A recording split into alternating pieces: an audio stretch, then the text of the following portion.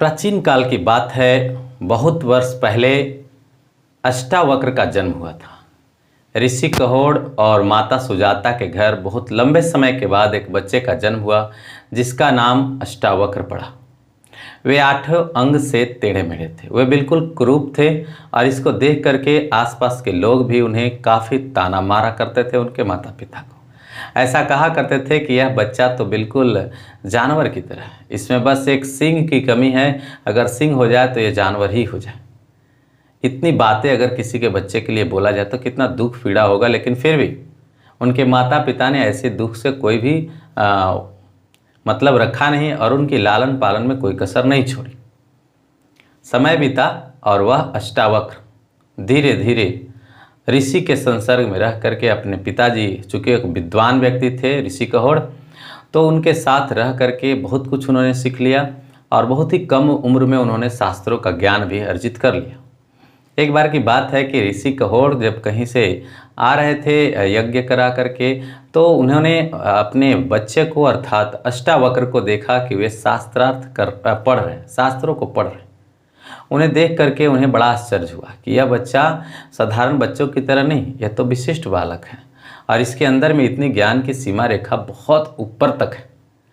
और उन्होंने मन ही मन ईश्वर को प्रणाम किया और बड़े ही खुश हुए कि चलो कुछ नहीं तो एक कुरूप बालक में इतनी विद्वता तो है और इतना ही से संतोष हमें काफ़ी हो जाएगी। और यही सबसे बड़ी चीज़ है। कहा जाता है कि चेहरे की सुंदरता, शरीर की सुंदरता कुछ होती नहीं, मन की सुंदरता, बुद्धि की सुंदरता, बुद्धि अगर काफ़ी तीव्र है तो यही सुंदरता सब दिन काम आती है, क्योंकि यही अस्थाई है, बाकी सारी चीज़ें अस्थाई है। चेहरे की सुंदरता आज है कल ख़त्म हो जाएगी, आपके शरीर का डिल डौल स्थितियाँ जो है से आगे जा कर के मुरझा जाएगी, लेकिन बुद्धि विवेक कभी डाउन नहीं होती, वह मजबूत होती चली जाती है और सुपर से सुपर, बेस्ट से बेस्ट हो जाती है। एक बार की बात है कि राजा जनक के दरबार में दरबार लगी हुई थी, विद्वानों की मंडली लगी हुई थी। कहीं से एक विद्वान जी आए हुए थे और उनके दरबार में जितने भी विद्वान थे वे शास्त्रार्थ में लगभग हार चुके थे। तो उन्होंने पंडित जी ने राजा जनक जी से कहा कि आपके दरबार में क्या कोई ऐसा भी व्यक्ति नहीं जो हमसे शास्त्रार्थ कर सके। उन्हें बड़ा शौक लगा, सदमा लगा, दुख हुआ और उन्होंने ऋषि कहोड़ के लिए आमंत्रण किया कि ऋषि कहोड़ को बुलाई जाए। ऋषि कहोड़ को आमंत्रण पत्र मिली, वहाँ पर जा कर के लोगों ने उन्हें बताया कि ऐसी ऐसी बात है, राजा जनक जी ने आपको फ़ौरन बुलाई। और यह बात वह बच्चा सुन लेता है और अपने पिता से अनुरोध करता है, रिक्वेस्ट करता है कि क्या मैं पिताजी जा सकता हूँ इस शास्त्रार्थ को करने के लिए। ऋषि कहोड़ को बड़ा विश्वास था अपने बच्चे के ऊपर, उन्होंने उन्हें आज्ञा दे दी, अनुमति दे दी कि जा सकते हो, कोई दिक्कत नहीं है। वे जब वहाँ पहुँचे तो राजा जनक जी देख करके उन्हें आश्चर्य हुआ और उन्हें लगा कि क्यों ऋषि कहोड़ ने एक बच्चे को क्यों भेज दिया। भाई, हमने तो एक विद्वान से शास्त्रार्थ करने के लिए उन्हें बुलाया था, अरे बच्चा क्या करेगा।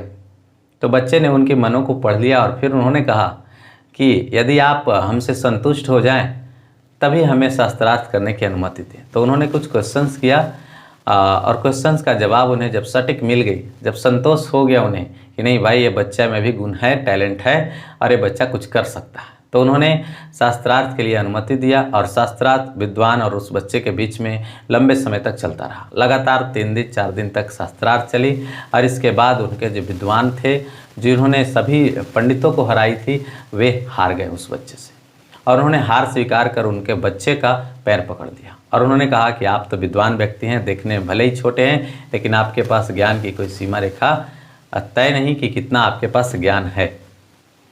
तो कहा जाता है कि बच्चा होने से या कुरूप होने से कुछ होता नहीं, होता ये है, मुख्य बात यह है कि आपके पास ज्ञान की सीमा रेखा है कितनी। बच्चा बचपन से ही अगर टैलेंट है तो उसकी टैलेंट की जो पूजा है, वर्शिप है, रिस्पेक्ट है, लोग करेंगे ही करेंगे। बशर्ते शुरुआत में लोग हो सकते हैं कि अनजान बने, हो सकता है कि लोग आश्चर्य करें, हो सकता है कि आपको जो है से वहाँ से जाने की कहें या आपको विरोध करें, लेकिन यदि आपके पास गुण है, टैलेंट है, तो अगर आप प्रदर्शन करेंगे तो उसको देखने वाले लोग मिल ही जाएंगे और आपकी फिर रिस्पेक्ट और जय जयकार तो होगी। तब से जय जयकार अष्टावक्र की हुई और फिर आप तो जानते ही अष्टावक्र एक विद्वान का नाम है, कोई साधारण व्यक्ति का नाम नहीं, जिन्होंने बहुत सारे बड़े इतिहास रचे हैं, अपने जीवन काल में एक महान हस्ती के रूप में उभरे। तो मेरा कहना इस कहानी से यही है कि बच्चा चाहे जैसा भी है हमारा या आपका, अगर वह बच्चा है तो उसमें हम टैलेंट भरें, चाहे वो देखने में जैसा भी लगता उसे कोई फ़र्क नहीं पड़ता। ऋषि कहोड़ और माता सुजाता ने जिस प्रकार से पूरे मन से अपने बच्चे की सेवा करी, उसी प्रकार से हमें भी अपने बच्चों की सेवा करनी चाहिए और पूरे लगन के साथ ये सोच करके करना चाहिए कि अगर हमने इसे बुद्धि दिया, विवेक दिया, ज्ञान दिया तो ये आगे चलकर जरूर बड़ा करेगा। हमें उसे छोटा समझ करके उसे निगलेक्ट नहीं करनी चाहिए, उसे रिस्पेक्ट करनी चाहिए। ऐसा करने से बच्चे की उत्साह बढ़ती है और फिर वो बच्चा आगे चलकर एक महान कार्य कर सकता है, बड़ा कार्य कर सकता है, आपकी उम्मीदों को पूरा कर सकता है, आपके सपने को कंप्लीट कर सकता है। इसलिए हम सभी को बच्चे की आदर करके उनका ध्यान रखना चाहिए। तो आशा करता हूँ कि वीडियो से आपको कुछ न कुछ तो लेसन जरूर मिली होगी। एक तो पिता और माता के लिए, और दूसरा तो एक राजा के लिए, और तीसरा एक पंडित जी के लिए जो उन्हें छोटा समझ रहे थे, लेकिन वो छोटा तो थे नहीं, विद्वान थे, बचपन से ही बहुत कुछ सीखे थे। Thanks a lot for watching my video till the end.